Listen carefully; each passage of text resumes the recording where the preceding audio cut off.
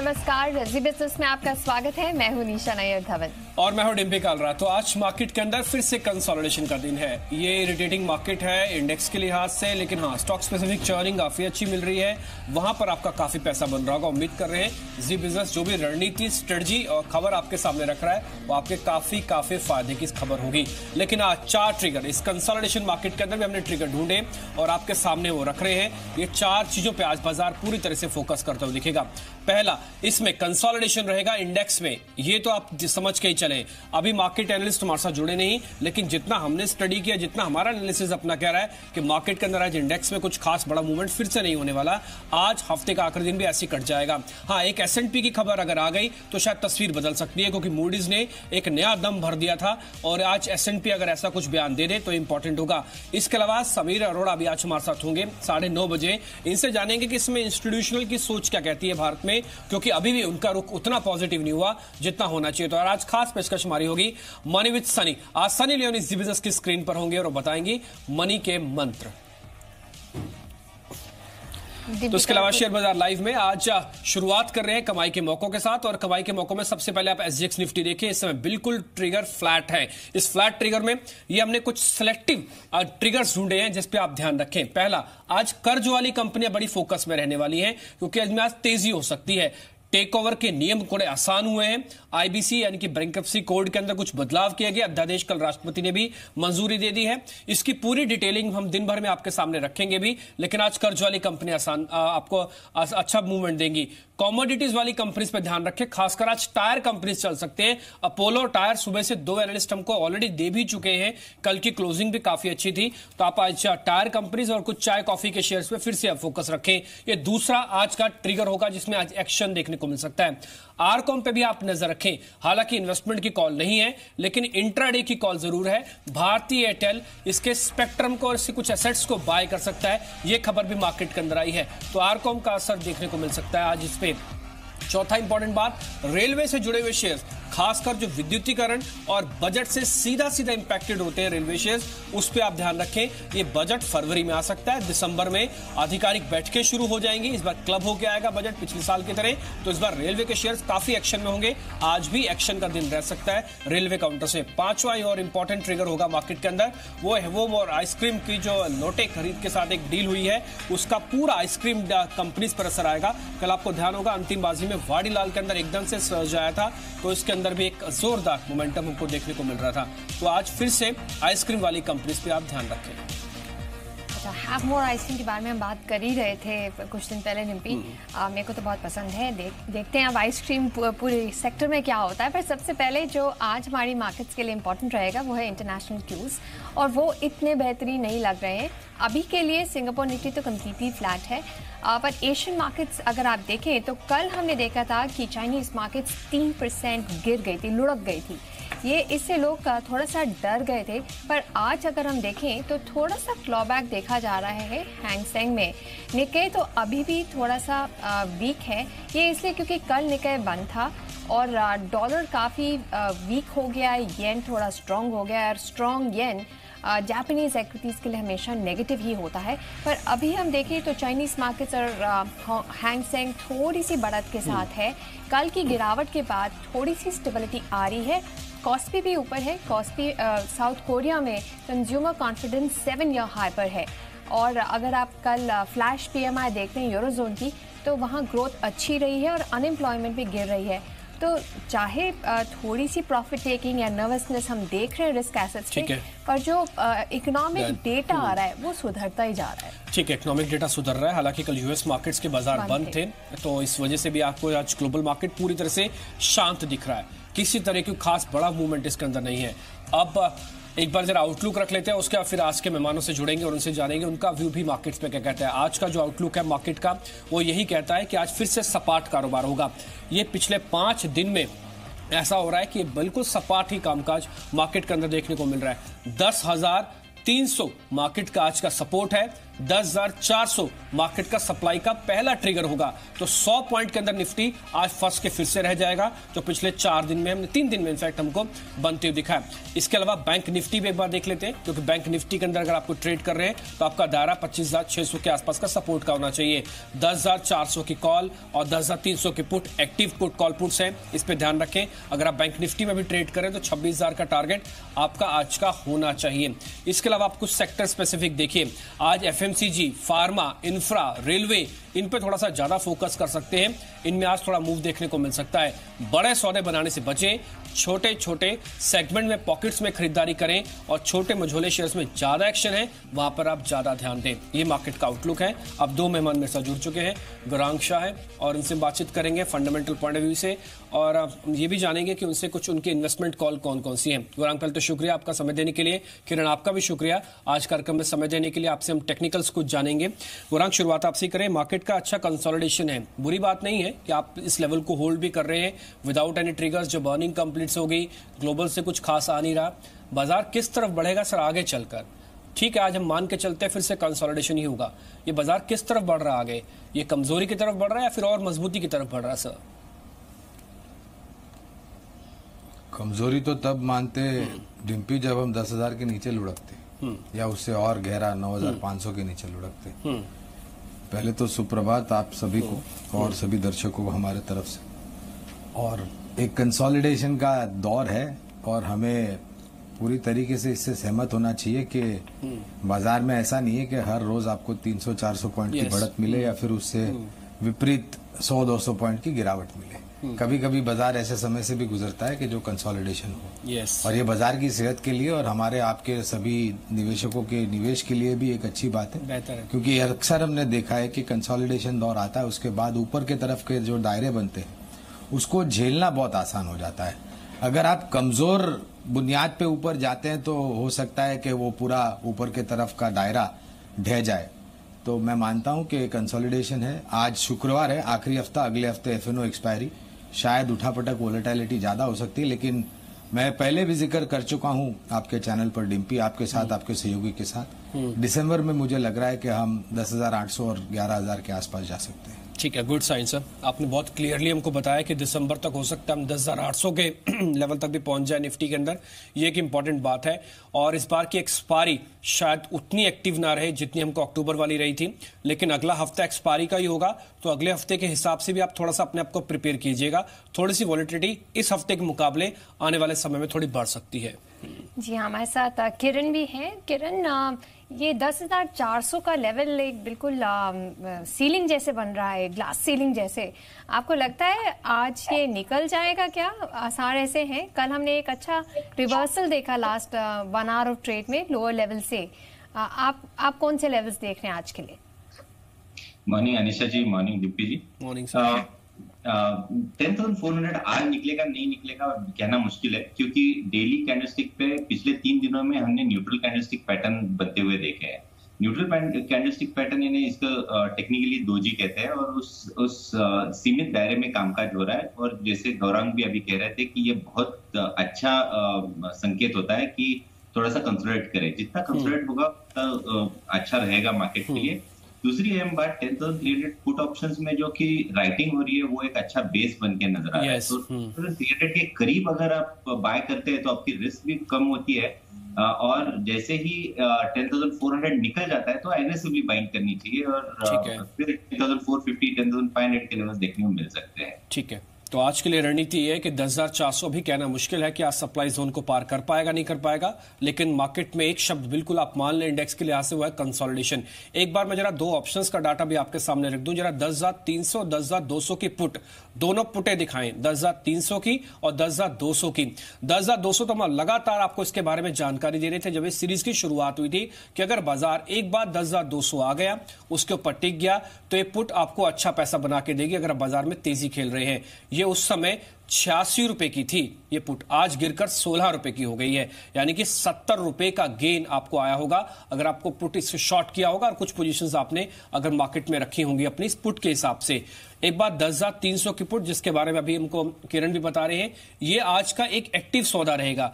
आज बाजार अगर कोशिश करे 10,400 की तरफ जाने के लिए तो इंट्राडे ट्रेडर्स अपने निफ्टी के जस्ट नीचे इस पुट को भी लगा के रखिए। 34 रुपए की पुट है, उम्मीद करते हैं 7-8 रुपए का स्विंग आराम से आपको दे देगी।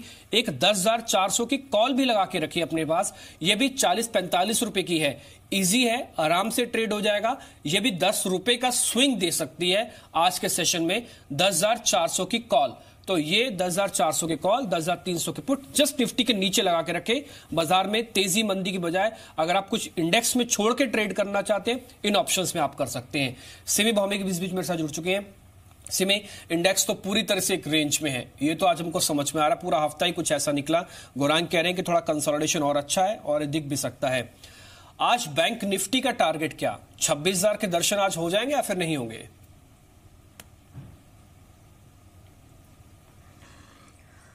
Good morning Dimpy. मुझे लगता है कि बैंक निफ्टी में मोमेंटम है, पर लास्ट 2-3 ट्रेडिंग सेशन से बैंक निफ्टी एक कंसोलिडेशन रेंज में है और मुझे लगता है कि ब्रेकआउट भी आना चाहिए। हो सकता है आज हफ्ते के आखिरी दिन है, इसलिए आज ही ब्रेकआउट आएगा। मैं तो बहुत उम्मीद कर रही हूँ कि आज ही ब्रेकआउट आना है निफ्टी और बैंक निफ्टी दोनों में। बैंक निफ्टी के लिए मैं सिर्फ ये कहूँगी कि 25,720 से 25,670 के बीच में बैंक निफ्टी का सपोर्ट है। जब तक ये सपोर्ट होल्ड कर रहा है, buy on dip strategy maintain करना पड़ेगा। इनिशियल टारगेट जो है वो 25,850 से 25,900 का है, ये रेंज क्रॉस करना पड़ेगा, यही इसका ब्रेकआउट पॉइंट है। जब 25,900 का रेंज क्रॉस करके बैंक निफ्टी सस्टेन करने लगेगा, तब मुझे लगता है कि एक जबरदस्त तेजी बैंक निफ्टी में देखने को मिलेगा और 26,200 तक का टारगेट है मेरा। तो मुझे लगता है कि बैंक निफ्टी में भी खरीदारी करना चाहिए। मैंने सपोर्ट बता दिया है, बाय ऑन डिप स्ट्रैटेजी रखना पड़ेगा। Buy on dips for bank Nifty. Gaurang, आज की आपकी टॉप बेट क्या है? थैंक्स।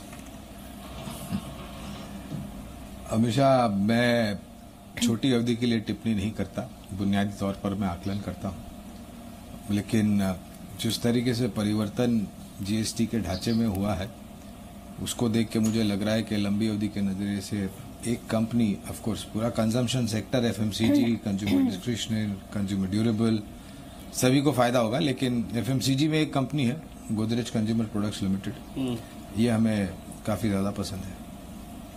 ठीक है, तो गोदरेज कंज्यूमर्स पे आप ध्यान रखें। ये आज का शेयर है जो कि गौरांग की तरफ से दिया गया है।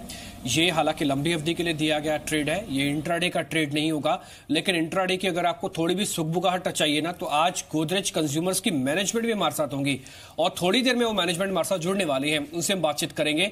तो शेयर आपको मिल गया, या लंबी अवधि का ट्रेड है, मैनेजमेंट का व्यू अभी आपको थोड़ी देर में मिल जाएगा। गोदरेज कंज्यूमर्स आज का शेयर होने वाला है, ये गौरांग की तरफ से आज के रिकमेंडेड स्टॉक्स हैं जिसको आप एक ट्रेड के तौर पर रख सकते हैं। अब मेरे साथ रजत भी जुड़ चुके हैं जो आपको कुछ बेहतरीन ट्रेडिंग कॉल्स बताएंगे। इंडेक्स आज रेंज में रहने वाला है, निफ्टी बैंक निफ्टी दोनों में है। रजत बताएं आज के ट्रेड। बिल्कुल, एक्सिस सिक्योरिटी से शुरुआत करते हैं और खरीदारी के 3 सौदे हैं पोर्टफोलियो में। पहला है पीआई इंडस्ट्रीज, जिसमें ये मानते हैं तेजी बन सकती है। 875 पहला टारगेट, दूसरा 880, स्टॉप लॉस 842 के रेंज पे आपको लगाना होगा। तेजी रहेगी इस स्टॉक में, ऐसा इनका मानना है। दूसरा, एनबीएफसी स्पेस में सैटिन क्रेडिट केयर एक स्टॉक है जो यहां से चलने का पोटेंशियल रखता है। 382 और उसके बाद 385 के जोन्स तक खरीदारी कर सकते हैं। स्टॉप लॉस 370 का लगाएं। एक इंटरेस्टिंग कैंडिडेट है एबी फैशन। इनफैक्ट ये स्टॉक अभी तक अपने पीएस के मुकाबले उतना चला नहीं, लेकिन यहां से दम रखता है चलने का और आज वीकली क्लोजिंग हो सकता है कि हायर लेवल्स पे ही हो। 167 से 169 तक के टारगेट्स एक्सपेक्टेड हैं। 157 का एक स्टॉप लॉस लगाना होगा। इन्वेस्टर पॉइंट 2 कॉल्स हैं इनकी, एक है विजया बैंक, और वैसे भी बैंकिंग स्टॉक्स पे एकदम से फोकस बढ़ गया है अब। विजया बैंक आज के लिए टारगेट है 80, स्टॉप लॉस 73, और दूसरा है स्नाइडर इलेक्ट्रिक, ये टारगेट दे रहे हैं 136 का। यहां पर आज पोर्टफोलियो में शामिल करेंगे तो 127 के स्टॉप लॉस के साथ आगे बढ़ें। चॉइस ब्रोकिंग सिंडिकेट बैंक, इनके ये मानते हैं कि तेजी यहां से दिखा जाएगा। डेरिवेटिव मार्केट का हिस्सा है तो अपने स्टॉप लॉस को स्ट्रिक्टली फॉलो करिए। 89 का स्टॉप लॉस लगा लीजिए और 95 तक के टारगेट्स देखने को मिल सकते हैं। और ये खास बात है, देखिए हम बार बार कह रहे हैं गुजरात बेस्ड जो कंपनियां हैं वो बाजार पे अब आउट परफॉर्म करती हुई नजर आ सकती हैं, जिसमें चॉइस ब्रोकिंग के पोर्टफोलियो में आज 2 स्टॉक्स हैं। एक है जीएसएफसी, टारगेट दे रहे हैं 151, स्टॉप लॉस 139, और दूसरा है जीएचसीएल जिसमें टारगेट है 280, स्टॉप लॉस 260। इंडेक्स आज पूरी तरह से एक रेंज में है, और लेकिन आपको स्टॉक स्पेसिफिक होना है, इस पे आप ज्यादा फोकस कीजिएगा। इस बीच कुछ खबरों वाले शेयर्स भी हैं, वो भी देख लेते हैं। और अंचल मेरे सहयोगी मेरे साथ जुड़ चुके हैं, वही सभी शेयर्स बताने के लिए। अंचल बताएं आज के खबरों वाले शेयर्स। शुक्रिया डिम्पी। शुरुआत करेंगे क्वेस्ट कॉर्प से। यहाँ नजर रखिएगा, कल इसका गैर रिटेल हिस्सा था ओएफएस का खुला हुआ था जो 5.7 गुना सब्सक्राइब हुआ। आज रिटेल हिस्सा खुलेगा ओएफएस का। देखिए क्वेस्ट कॉर्प के अंदर 75 लाख शेयर बेच रही है थॉमस कुक, और कहीं ना कहीं जो भाव है 800 रुपए प्रति शेयर का तय किया गया है। कल एविडेंट था क्योंकि भाव जो था परसों की क्लोजिंग से काफी डिस्काउंट पे था, शेयर पे स्लाइड देखने को मिला, लेकिन आज भी वही ट्रेजेक्टरी रहेगी जब तक भाव 800 रुपए का मैच नहीं करता। बट थॉमस कुक के लिए एक अच्छी खबर है। दूसरे ओर रिलायंस कम्युनिकेशन, यहां पे नजर रखिएगा, वापस से तेजी बनती हुई दिख सकती है और ट्रिगर ये है कि कंपनी के एसेट खरीद सकती है भारती। बेसिकली कुछ चुनिंदा स्पेक्ट्रम और एसेट्स का अधिग्रहण भारती कर सकती है, उपकरणों का अधिग्रहण भारती कर सकती है, और ये आरकॉम के लिए अच्छी खबर हो सकती है। कॉज जो हेवी डेट है कंपनी का उसको पे ऑफ करने के लिए एक और एवेन्यू साबित हो सकता है। अगर ये डील होती है तो जो रकम आएगी उसका इस्तेमाल अपने डेट को पे ऑफ करने के लिए करेगी कंपनी। सुजलॉन, आइनॉक्स विंड, जो विंड एनर्जी एसोसिएटेड कंपनियां, उन पे फोकस रखिएगा। टाटा पावर है, उसके अंदर एनटीपीसी का थोड़ा बहुत कारोबार है विंड कारोबार, एनर्जी कारोबार में, और कारण यह है कि विंड पावर की तीसरा ऑक्शन आज से शुरू होगा। करीब 2000 मेगावाट के प्रोजेक्ट्स के लिए बिडिंग की जाएगी और इन सभी कंपनियों के लिए क्रिटिकल रहेगा किस कंपनी को कितना मिलता है, कितना 2000 मेगावाट्स में से कितना चंक मिलता है, वो क्रिटिकल हो जाएगा कंपनियों के लिए। तो अक्रॉस विंड एनर्जी स्पेस आपको फोकस रखना चाहिए। आज आइसक्रीम शेयरों पे फोकस रखिएगा डिम्पी। वाडीलाल, HUL, क्वालिटी, सभी के लिए एक अच्छी खबर बन सकती है। बेसिकली लॉटे कन्फेक्शनरीज ने हैंडवर आइसक्रीम का अधिग्रहण किया है। कुल सौदा 1020 करोड़ में किया गया है। लॉट जो हैंडवर थी उसके पास करीब 30,000 डीलर्स थे।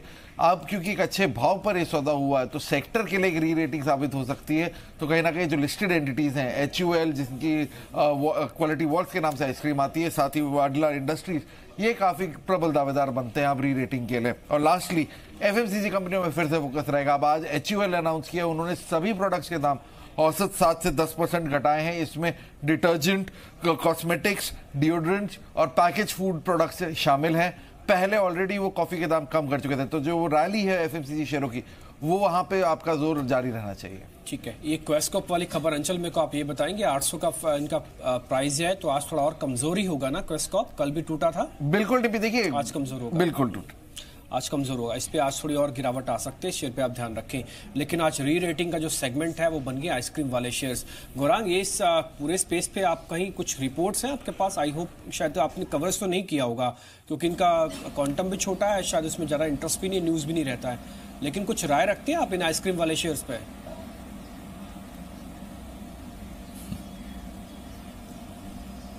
आई थिंक अगर आप HUL को गिनना शामिल करना चाहे उसमें, तो चौतरफा कारोबार है इसका और इस पर्टिकुलर सेगमेंट में भी मौजूद है, जैसे अभी अंचल जिक्र कर रहे थे, और एक आउट परफॉर्मेंस की रेटिंग हो सकती है। खाली एक ही है, पेरेंट कंपनी को रॉयल्टी देने के लिए को लेकर के थोड़ी असमंजस परिस्थिति थी, लेकिन ये परिस्थिति अब दूर होती हुई नजर आती है। तो मुझे लग रहा है, और ऑफ कोर्स जैसे मैं जिक्र कर रहा था, खपत यानी कि कंजम्पशन थी मुझे बहुत ही बेहतरीन लगती है। और आने वाले समय में GST काउंसिल ने ये भी जिक्र किया है कि 12 और 18% का जो स्लैब है उसको एकजुट किया जाएगा और कहीं बीच में आकर के एक रेट बनेगा। आई थिंक जैसे जैसे टैक्स के रेट कम होते हैं GST के, उतने ही पास ऑन होते हैं उपभोक्ता को, तो डेफिनेटली बेनिफिट मिल सकता है। ठीक है, गौरांग ने गोदरेज कंज्यूमर के बारे में बात की, उन्होंने कहा उनको ये स्टॉक पसंद है। और अभी हम ये भी सुन रहे हैं कि काफ़ी सारी FMCG कंपनीज ने प्राइसेस घटाए हैं GST दरें कम होने पर। हमने सुनील कटारिया, गोदरेज कंज्यूमर प्रोडक्ट्स के जो ऑफिशियल हैं, उनसे बात की प्राइस कट्स के बारे में। वो हमारे साथ जुड़ रहे हैं और हमने उनसे पूछा कि आप अगर हमें बता सकते हैं कि प्राइस कट से कितनी बढ़ोतरी की उम्मीद है। अभी हमें जो एक ट्रेंड नजर आ रहा है कि जो GST का पहला फेज इम्प्लीमेंट हुआ था जुलाई में, उसके बाद हमने देखा कि अगस्त से डेफिनेटली कंजम्पशन इंप्रूव होनी शुरू हो गई है। तो आई थिंक वो जो है वो कॉम्बिनेशन एक अच्छी मॉनसून और GST का जो इंटरवेंशन था वो दोनों को मिला के हुआ है। और अब हम उम्मीद कर रहे हैं कि जो और लार्ज मास स्केल कैटेगरीज पे रेट्स को कम किया गया है, इससे डेफिनेटली जैसे हम सब प्राइसेस गिरा रहे हैं, डेफिनेटली कंजम्पशन डिमांड तो बढ़ेगी इससे। ठीक है, एंड जो अपवर्ड ट्रेंड हमें अगस्त सितंबर से नजर आना शुरू हुआ है, मेरी उम्मीद है कि वो बहुत ज्यादा एक्सेलरेट होगा। ठीक है, सुनील जी, एक चीज मैं आपसे और पता करना चाहता था कि ये जो प्रोडक्ट के दाम घटाए हैं, क्या वो इन्वेंट्री प्रोडक्ट्स के लिए हैं या फिर नए प्रोडक्ट्स पर भी ये दाम लागू होंगे जो घटे हुए दाम हैं? तो हमने जो प्राइस कट अनाउंस किए हैं वो इमीडिएट इफेक्ट से हैं। अब ऑब्वियसली एक एग्जिस्टिंग इन्वेंट्री होती है जो कंपनी में होती है, जो डिस्ट्रीब्यूटर्स पे भी होती है और रिटेलर्स पे भी होती है। तो ये सभी तीनों इन्वेंट्रीज पे ये एप्लीकेबल है। तो इसका मतलब यह है कि हमने अपने डिस्ट्रीब्यूटर्स को क्लियरली इंस्ट्रक्शंस पास ऑन कर दी हैं कि ये नए ट्रेड्स इमीडिएटली इफेक्टिव हैं। और इवन इफ अगर आपके पास एग्जिस्टिंग स्टॉक पुराने प्राइस एमआरपी का पड़ा हुआ है, आप उसे नए रेट पे बेचना शुरू करिए और हम आपको उसके लिए रीइंबर्स करेंगे। तो ये इंस्ट्रक्शन क्लियरली चली गई हैं। हम रिटेलर्स को भी अपनी तरफ से कम्युनिकेशन भेज रहे हैं, जो दुकानदार वगैरह हैं, कि आप अपना जो एग्जिस्टिंग स्टॉक है उसको अब नए रेट के हिसाब से बेचना शुरू करिए। तो कंज्यूमर्स के लिए ये रेट इमीडिएटली इफेक्टिव है और हम इनफैक्ट अपील करते हैं कंज्यूमर्स को कि वो जाके जो हमारे नए रेट्स हैं उसी पे माल की डिमांड करें। और कंज्यूमर्स की अवेयरनेस बढ़ाने के लिए हम इसकी एडवर्टाइजिंग भी करेंगे। सुनील जी, क्या आगे जाके कुछ और प्रोडक्ट्स की भी दाम में कटौती हो सकती है? देखिए, हमने जो जितने हमें रेट कट्स हुए हैं उन्हीं सभी कैटेगरीज में हमने कट कर दिए हैं। अब अगर कहते हैं बाकी जो प्राइसेस हैं सोप्स की, जैसे पहले फेज में अनाउंस हुए थे, तो हम वन ऑफ द पहली कंपनी जो सोप्स से बहुत शार्प रेट रिडक्शन लिया था। तो अगर जीएसटी में आगे जाके कुछ और बेनिफिट्स अनाउंस होते हैं तो हम डेफिनेटली उनको कंज्यूमर्स को पास ऑन करेंगे। हमारी फिलॉसफी बड़ी क्लियर रही है कि हम कंजम्पशन डिमांड को इंक्रीज करना चाहते हैं। इनफैक्ट जब पहले फेज में कुछ कैटेगरी जो हेयर कलर्स वगैरह थे, hair colours, hair care category, इन पे रेट हमारे बढ़ गए थे। हमने तब भी उनके दाम बढ़ाए नहीं थे, क्योंकि हमने कहा था हम उन रेट इंक्रीज को अब्सॉर्ब करेंगे, ताकि हम चाहते हैं कंजम्पशन डिमांड बढ़े। ठीक है सुनील जी, शुक्रिया जी बिजनेस को समय देने के लिए। तो जब आप गोदरेज के नए प्रोडक्ट्स लेने जा रहे हैं तो आपको नए रेट वाले प्रोडक्ट्स लेने हैं। पुराने रेट का अगर दुकानदार बताता है उसको बताइए दाम घट गए हैं, हमको नए रेट कर दीजिए प्रोडक्ट। हमारे गेस्ट हमारे साथ जुड़े हुए हैं, गौरांग शाह और किरण यादव। किरण, आपकी टॉप बेट आज के लिए क्या है? एक ही मेरे को कैश बेट बता दीजिए अपनी। कैश मार्केट में अगर कोई अच्छा सौदा करना है तो विजय बैंक एक अच्छा सौदा रहेगा। मुझे लगता है कि इधर काफी अच्छा अपसाइड देखने में मिल जाने चाहिए। विजय बैंक ने एक अच्छी रैली के बाद करीबन 10-15 दिन का एक कंसोलिडेशन दिया था और कल अच्छे वॉल्यूम्स के साथ इस कंसोलिडेशन का ब्रेकआउट मिला। तो इसका टारगेट शॉर्ट टर्म के लिए आज के लिए 82 का रखना चाहिए, 80 से 82 का रखना चाहिए। पर अगर पोजिशनल व्यू लेते हैं तो मेरा मानना है कि ये 90-95 के लेवल्स भी क्रॉस करता नजर आएगा। और इसके लिए इस ट्रेड के लिए 71 का स्टॉप लॉस सजेस्ट करूंगा, जो कि ₹4 नीचे है करंट लेवल्स। ठीक है, विजया बैंक होगा आज का शेयर जिसपे ध्यान रखा जाए। आज ये किरण की सबसे कन्विक्शन वाली कॉल है जिसपे कह रहे हैं कि 82 तक के टारगेट्स भी मिल सकते हैं। नहीं भी मिले ना तब भी आप 78-80 अपने कंफर्ट जोन के तहत भी अपने प्रॉफिट्स को बुक कर सकते हैं। अब साक्षी भी मेरे साथ जुड़ रहे हैं, कुछ ब्रोकिंग हाउसेस की रिपोर्ट्स उनके पास हैं। ये रिपोर्ट्स पर्टिकुलर शेयर्स पे हैं, उनसे एक एक करके शेयर्स पूछते हैं। हिंदुस्तान जिंक, इस पे रिपोर्ट है साक्षी? राइट डिम्पी, हिंदुस्तान जिंक पर सीआईएमबी ने रिपोर्ट जारी की है। रिड्यूस रेटिंग के साथ इन्होंने यहाँ पर कवरेज शुरू किया है। लक्ष्य जो दिया है मौजूदा स्तरों से काफी नीचे का है, 251 का लक्ष्य उन्होंने दिया है। उनका मानना यह है कि 2018 में जिंक की जो डिमांड सप्लाई है, बैलेंस है, उसमें सरप्लस में चला जाएगा, जिसकी वजह से जिंक के जो दाम है और घट सकते हैं। यानी कि जो भी वॉल्यूम ग्रोथ होगी उसको प्राइसेस का लोअर प्राइसेस ऑफसेट करते हुए नजर आएंगे, जिसकी वजह से इतने लोअर टारगेट्स दिए हैं। ठीक है, पहली रिपोर्ट बड़ी खतरनाक आई है और ये ₹200 तक यानी कि 215-250 तक ही शेयर फिसल के आ सकता है। एक बार सिमी इसका चार्ट चेक करेंगे क्या? ये शॉर्ट का कैंडिडेट बन सकता है अगर बाजार में कहीं भी सप्लाई बढ़ गई, थोड़ा प्रेशर आ गया तो? जी बिल्कुल, शॉर्ट का कैंडिडेट बन सकता है। इनफैक्ट थोड़ा बहुत करेक्शन में ये था पर रिकवरी भी दिखा रहा था। मुझे इसमें जो नज़रिया है, मैं इसमें बुलिश हूँ। मुझे लग रहा था कि शायद ये स्टॉक इस बार का जो रैली है इसमें 325 से 330 का रेंज क्रॉस करके निकल जाएगा। पर आज अगर सेंटिमेंट खराब होता है और ये स्टॉक 310 के नीचे जाके मेंटेन करने लगता है तो ज़रूर मुझे लगता है कि इसमें शॉर्ट क्रिएट किया जा सकता है। मिनिमम टारगेट जो है वो 305 से 303 का होगा। अगर इस रेंज के आसपास सपोर्ट मिलता है तो ठीक है, अगर इस रेंज में सपोर्ट नहीं मिलता है तो ये 300 के नीचे जाके 295 296 के आसपास जाके सेटल कर सकता है। तो खतरनाक चार्ट साबित हो सकता है इस रेटिंग के बाद। ठीक है साक्षी, बाटा पर भी एक रिपोर्ट है, ये भी बहुत ये थोड़ी सी नेगेटिव ही है। राइट, मोतीलाल ओसवाल ने यहाँ पर नेगेटिव रिपोर्ट जारी की है, रेटिंग अब घटाकर सेल कर दी है और लक्ष्य भी 578 का दिया है, जो कि मौजूदा स्तरों से 23% का डाउनसाइड है। उनका मानना है H2 में अगर ग्रोथ की बात करें तो सिमिलर तर्ज पर ही रहेगी 6% ईयर ऑन ईयर परस्पेक्टिव से। साथ ही अगर देखा जाए मार्जिन में थोड़ा बहुत प्रीमियमाइजेशन से फर्क पड़ सकता है, लेकिन सेम स्टोर सेल्स ग्रोथ अभी भी म्यूटेड है।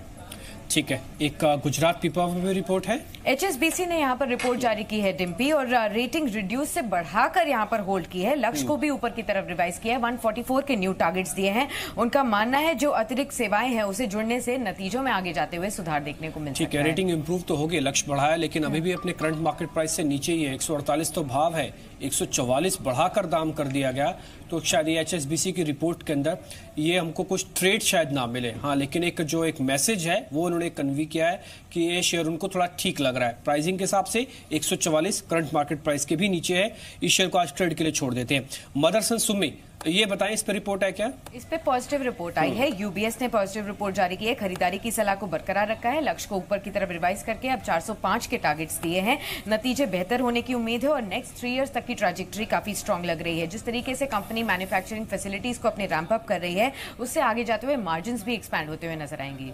80 रुपए और ऊपर के टारगेट है। किरण, आप हमेशा से मदरसा सुमी को अच्छा ट्रैक भी करते हैं, आपने 2-3 बार हमको जो ट्रेड दिए थे वो बिल्कुल हिट हुए थे। अभी आज मदरसा सुमी आज का शेयर हो सकता है, एक विजय बैंक तो चलेगा, ये तो हमको नोटिस हमने कर लिया। ये मदरसा सुमी पे भी ट्रेड ले? मदरसन सुमी में टेक्निकल पैरामीटर ऐसा कोई खास देखने को नहीं मिल रहा है जहां से एक बहुत बड़ी मूव देखने को मिलेगी ऐसा लग रहा है। पर अगर ये स्टॉक 348 349 के लेवल्स क्रॉस करता है पॉजिटिवली, तो मेरा मानना है कि 365 370 के टारगेट्स अगले 2 ट्रेडिंग सेशन में देखने को मिल जाएंगे। ठीक है, मदरसन को जो लेवल्स है 348 पर आप नजर बना के रखें। साक्षी, जेफरीज ने इन्फो एज को डाउनग्रेड किया है, क्यों, क्या कंसर्न्स है? एब्सोल्युटली, अगर आप देखेंगे तो इसकी जो रेटिंग है वो बाय से घटाकर होल्ड जरूर की है, लेकिन ऑन दी अदर हैंड अगर अनीशा देखा जाए तो टारगेट प्राइस जो है वो ऊपर की तरफ रिवाइज किया है। अब जो टारगेट्स दिए हैं 1150 के दिए हैं। सबसे पहले तो उनका कंसर्न है कि रिस्क रिवॉर्ड जो है वो अनफेवरेबल है एट दिस पॉइंट। दूसरा, अगर उन्होंने टारगेट प्राइस जो बढ़ाया है उसका रीजन ये है कि जोमैटो को अब उन्होंने फैक्टर इन किया है, जो प्रोस्पेक्ट्स हैं जोमैटो के वो काफी इंप्रूव होते हुए नजर आए हैं। हालांकि उनका ये भी मानना है कि इन्वेस्टर्स अगर एंट्री पॉइंट की सोच रहे हैं तो कुछ रुक कर कुछ बेहतर पॉइंट पर ही एंट्री करें। ठीक है, ये इंडिया ग्रिड पे भी कोई रिपोर्ट है? इंडिया ग्रिड पे यहाँ पर सिटी ने रिपोर्ट जारी की है, रेटिंग न्यूट्रल से बढ़ाकर बाय कर दी है और लक्ष्य को भी ऊपर की तरफ रिवाइज करके अब 102 के टारगेट्स दिए हैं। हालांकि जो एक्विजिशन किया है कंपनी ने 3 पावर ट्रांसमिशन एसेट्स का, उसे पॉजिटिव लिया जा रहा है और टारगेट प्राइस को जो फैक्टर इन किया है, जिस तरीके से अर्निंग्स पर शेयर इंप्रूव हो रहा है उसकी वजह से यहाँ पर टारगेट प्राइस को इंप्रूव किया है। ठीक है, ये सब ब्रोकरेज हाउस रिपोर्ट्स बताने के लिए बहुत बहुत शुक्रिया साक्षी। किरण, बाटा का चार्ट देखा है आपने, शॉर्ट टर्म मूविंग एवरेज के नीचे आ गया है और काफी रेजिस्टेंस फेस कर रहा है ऊपरी स्तरों पर। आप क्या टारगेट देख रहे हैं बाटा के लिए? सी, बाटा के लिए आज के लेवल्स बहुत इंपॉर्टेंट है, वो है कल के लोज जो कि करीबन 742 743 के है। अगर ये निकल जाते हैं तो एक अच्छा बुल ट्रैप देखने को मिल जाएगा, जो कि परसों के दिन हुआ था जब ये 755 760 के ऊपर चलना चालू कर देगा। वो सारे बहुत अच्छे वॉल्यूम्स के साथ ये स्टॉक चला गया था, तो लॉन्ग ट्रैप्स हो जाएंगे और उसके वजह से हम काफी अच्छी डाउनसाइड देखने को मिल सकते हैं। करीबन 700 के करीब ये स्टॉक आते नजर आएंगे, तो बहुत ध्यान से रखना चाहिए इस लेवल पे नजर, जो कि है 740 743। ठीक है, सिमी एक शेयर है स्कीपर, ये ना इसके कल नंबर्स आए थे परसों, इनफैक्ट जब नंबर्स आए थे तब शेयर कमजोर हो गया था क्योंकि नंबर्स बाजार के उम्मीद के बिल्कुल उलट थे, 5.5% नीचे था। लेकिन एक खबर और भी आ गई कि ये जैन इरिगेशन की तरह ड्रिप इरिगेशन में भी जा रहे हैं, ये वेंचर करने वाले हैं, तो ये शेयर कल जितना टूटा उतना रिकवर कर सकता है। आज स्कीपर 5.5% कल टूटा रहा। डिम्पी चार्ट तो काफ़ी शानदार है। अगर कल का जो करेक्शन था उसको छोड़ के अगर बाकी चार्ट देखें, कल का ट्रेडिंग सेशन अगर निकाल देते हैं चार्ट से, तो मुझे लगता है कि इसमें बहुत स्ट्रेंथ है। पर आज अगर इसको वापस अच्छा तेजी दिखाना है तो ये मिनिमम 260 के ऊपर चलना चालू करना पड़ेगा। 254 के आसपास कल का क्लोजिंग था। अगर 260 के ऊपर चलना चालू करेगा तो इसमें 272 तक, 272 से 75 तक का टारगेट देखने को मिल सकता है।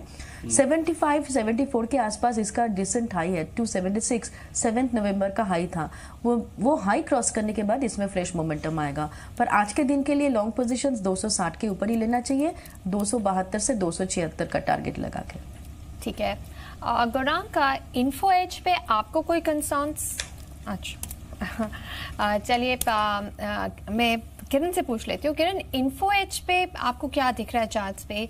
यहाँ थोड़े कंसर्न्स हैं इनकी वैल्यूएशंस पर, आप क्या टारगेट देंगे? इन्फो एज मुझे लगता है कि इधर काफी स्ट्रॉन्ग चार्ट पैटर्न है। इधर से मुझे नहीं लगता कि नीचे स्तर देखने को मिल जाने चाहिए।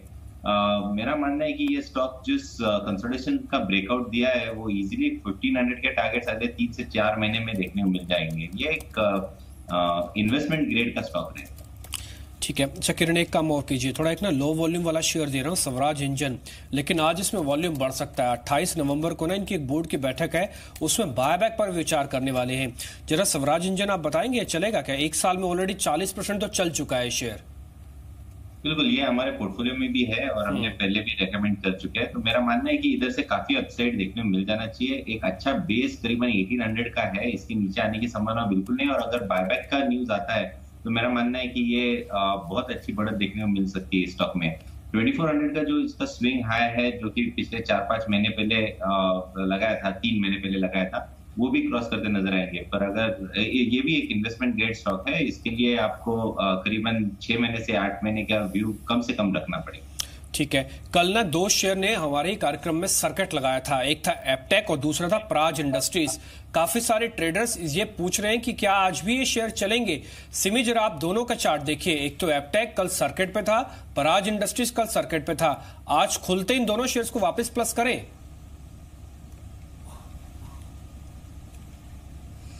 जी प्लस किया जा सकता है। काफ़ी शानदार चार्ट है, फॉर्मेशन भी काफ़ी बढ़िया है। पर stop loss, trailing stop loss maintain करना पड़ेगा। एप्टेक में लगातार 2 ट्रेडिंग सेशन से अच्छा मोमेंटम देखा है। आज का मोमेंटम मेंटेन्ड होगा अगर ये 400 के ऊपर जाके सस्टेन करने लगेगा। 400 के ऊपर फ्रेश खरीदारी करने का सलाह होगा। 390 के नीचे स्टॉप लॉस मेंटेन करना पड़ेगा। जितना मोमेंटम है लग रहा है कि बहुत जल्दी 450 तक का लेवल तो दिखाना चाहिए। रहा सवाल प्राज इंडस्ट्रीज के, तो मुझे लगता है कि प्राज भी चार्ट में अच्छा लग रहा है। आज 100 के ऊपर मेंटेन करने से ही इसका लॉन्ग पोजीशंस मेंटेन किया जा सकता है। और 105 कल का जो हाई था उसको क्रॉस करना पड़ेगा फ्रेश मोमेंटम दिखाने के लिए। 105 106 के ऊपर जाने के बाद इसमें फ्रेश मोमेंटम आएगा। 115 तक का टारगेट इसमें देखने को मिल सकता है। फिलहाल 100 के नीचे स्टॉप लगा के मैं बाय करने का सलाह दे रही हूँ। 106 के ऊपर 116 तक का टारगेट है।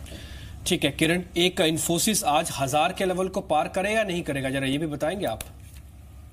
इन्फी पे 1000 का लेवल क्रॉस करना कर सकता है। चार्ट पैटर्न तो बहुत स्ट्रांग है, पर 995 के उसके एक 5 दिन पहले के स्विंग हाइज और कल के भी स्विंग हाइज 2 बार टेस्ट कर चुके थे, पर इसको क्रॉस करना थोड़ा सा मुश्किल हो रहा था। पर मेरा मानना है कि जो मोमेंटम हमें देखने को मिल रहा है और जो आईटी इंडेक्स में जो पॉजिटिव रुझान देखने को मिल रहा है, उसके चलते 1000 के लेवल क्रॉस करेगा। 1020 तक के टारगेट देखने को मिल जाने चाहिए अगले 2 ट्रेडिंग सेशंस में। आज होगा नहीं होगा डिफिकल्ट है, पर अगले 2 ट्रेडिंग सेशन में 1020 के टारगेट देखने को मिल जाने चाहिए। मार्केट में आज अगर आप इंडेक्स ट्रेड कर रहे हैं तो आपको पूरी तरह से रेंज में लेंगे, लेकिन स्टॉक्स ट्रेड कर रहे हैं तो जी बिजनेस के साथ बने रहिए। हम आप लगातार आपको बेहतर स्टॉक्स बता रहे हैं, खबरों वाले, ब्रोकरेज वाले, और एक सेगमेंट आप बिल्कुल मिस नहीं करते, इसके लिए शुक्रिया। आज भी नोटिस कीजिएगा, अच्छा रिटर्न आपको मिलेगा, वो है F&O का। इसी कार्यक्रम को शुरू कर रहे हैं, यानी कि सुपरफास्ट फ्यूचर्स। शुरुआत रिटर्न कार्ड से करेंगे क्योंकि इससे आपका कॉन्फिडेंस भी बढ़ेगा और आपको ये भी पता लगेगा कि हमारे एनालिस्ट कितनी मेहनत करके आपके सामने सारे के सारे ट्रेड रखते हैं। बाजार भले ही सीमित दायरे का क्यों ना हो, लेकिन आपका मुनाफा सीमित नहीं हो सकता, असीमित होता दिख रहा है।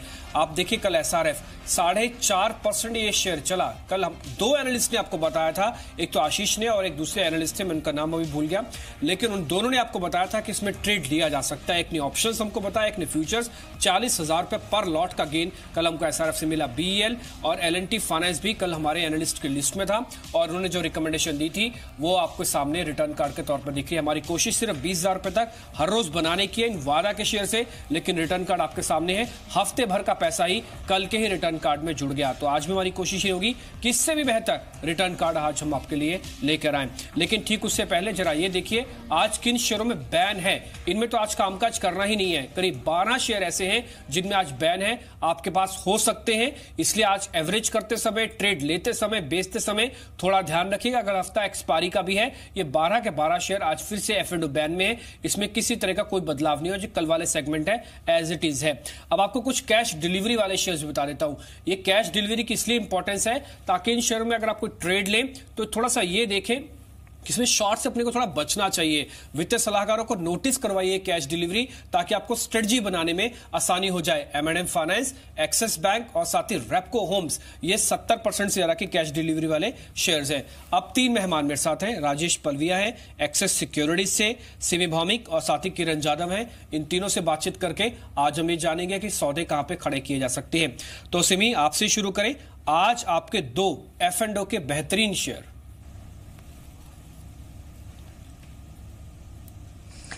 या डिम्पी, मेरे पास मैं 2 स्टॉक सजेस्ट करूंगी। एक तो TVS मोटर्स, जिसमें कल भी मोमेंटम था, आज भी मुझे लगता है कि फॉलो अप बाइंग देखने को मिलना चाहिए।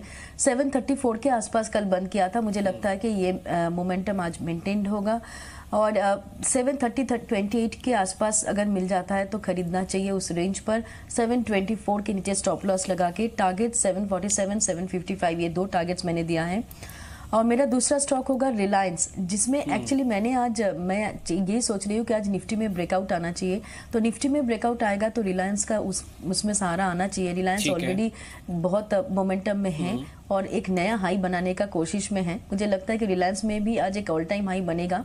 957 के आसपास है वो ऑल टाइम हाई, आज क्रॉस हो जाएगा लगता है। 945, 943 का रेंज होल्ड करता है तो खरीदेंगे। 942 के नीचे स्टॉप लॉस लगाएंगे। 2 टारगेट्स मैंने दिया है, 957 का, 962 का। ये 2 स्टॉक मेरा आज के लिए है। 942 का लगाइए स्टॉप लॉस। रिलायंस इंडस्ट्रीज, एक और शेयर है TVS मोटर्स, ये 724 का स्टॉप लॉस बनेगा। टारगेट करीब 750 रुपए के आसपास मिल सकता है आपको। किरण, आपकी तरफ से भी शायद TVS मोटर ही है आज। बिल्कुल, TVS मोटर मेरा भी एक कॉल है जो कि लॉन्ग करने की सलाह होगी। 727 के स्टॉप लॉस के साथ बाय करने की सलाह है और 750 के टारगेट देखने को मिल जाने चाहिए। इसमें 780 के कॉल में बहुत अच्छा ट्रैक्शन देखने को मिल रहा है, 750 से लेकर 780। तो मेरा मानना है कि 750 फर्स्ट टारगेट रहेंगे, उधर एक बार रिव्यू ले लेना चाहिए। दूसरा स्टॉक रहेगा भेल, जहां पे बाय करने की सलाह है। 91 के 2 रुपए के नीचे स्टॉप लॉस है और 99 के टारगेट देखने को मिल जाने चाहिए। इधर भी ऑप्शन चेन डेटा पे 95 और 100 कॉल में अच्छा खासा जमाव देखने को मिल रहा है, तो ये टारगेट्स मान के चलना चाहिए। ठीक है, हमारे साथ राजेश पालविया भी जुड़ गए हैं। राजेश, आपके टॉप F&O बेट्स क्या हैं? हालांकि किरण और सिमी दोनों ने वो स्टॉक रिकमेंड किया है, तो मेरा भी व्यू यही है कि मुझे इसमें अच्छी तेजी देखने को मिलेगी। मुझे लगता है 750 तक के टारगेट अचीव करना चाहिए। 728 मेरा स्टॉप लॉस होगा। और दूसरा स्टॉक होगा मेरा डिश टीवी।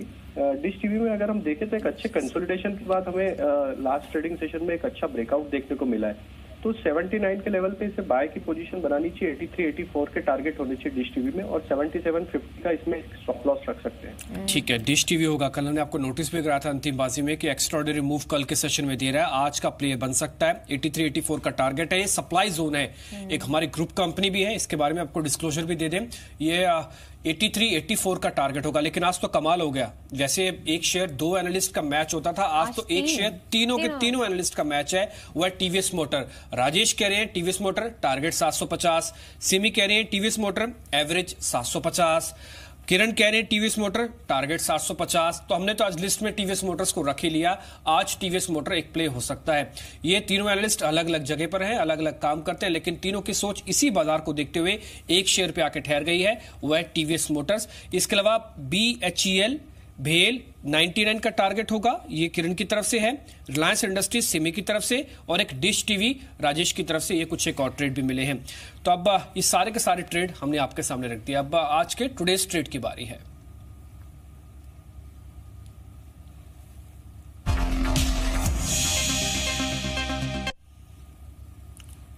बताइए रजत।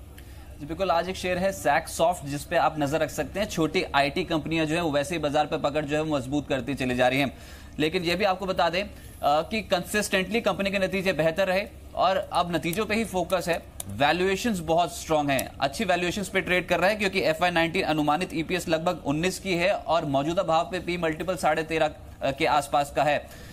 तो इन वैल्यूएशंस पे जो फेयर वैल्यू बैठती है लगभग 260 के आसपास बैठती है। वहीं तक के टारगेट्स एक्सपेक्ट कर सकता है। अगर नतीजे बेहतर लगे तो एक नई चाल इस स्टॉक पे बनती हुई नजर आएगी। टेक्निकल्स ठीक है, 200 दिन के एवरेज के ऊपर टिका हुआ है और डिलीवरी वॉल्यूम्स भी ठीक ठाक देखने को मिल रहे हैं। चला तो नेक्स्ट पॉसिबल टारगेट है 250 से 252 आज के लिए। स्टॉप लॉस आपको 225 का कल की क्लोजिंग के हिसाब से फॉलो करना है।